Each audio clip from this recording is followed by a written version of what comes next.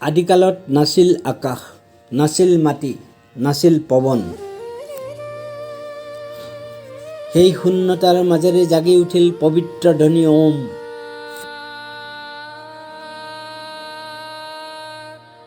তেওঁৰ পৰা উদ্ভৱ হ'ল এক অসীম শক্তি পুৰুষ।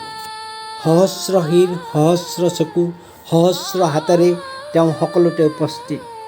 দেৱতাই তেওঁক উৎসৰ্গ কৰিলে আৰু তেওঁৰ শৰীৰৰ পৰা সৃষ্টি হ'ল আকাশ, মাটি, জল, বায়ু আৰু জীৱ।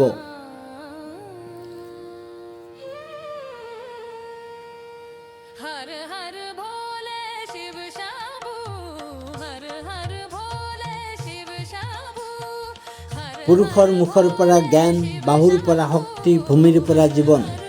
প্ৰতিটো নিশ্বাসেৰে তেওঁ গঢ়ি তুলিলে জীৱন, আশা আৰু সৌন্দৰ্য।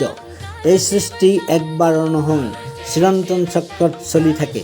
ব্ৰহ্মাৰ চিন্তাৰে সৃষ্টি, বিষ্ণুৰ সুৰক্ষাৰে স্থিতি আৰু শিৱৰ তাণ্ডৱৰ সৈতে লয়। সময়ৰ এক অন্তহীন চক্ৰ। হিন্দু দৰ্শনে কয় সৃষ্টি এটা লীলা, এটা সপোন। প্ৰকৃত সত্যটো ভিতৰৰ পবিত্ৰ শান্তিত লুকাই আছে। আমাৰ জীৱন সেই অনন্ত সুৰৰ এটা সৰু অংশহে। শূন্যতাৰে আৰম্ভ হোৱা যাত্ৰা আজিও চলি আছে। সৃষ্টি এক অন্তহীন চক্ৰ।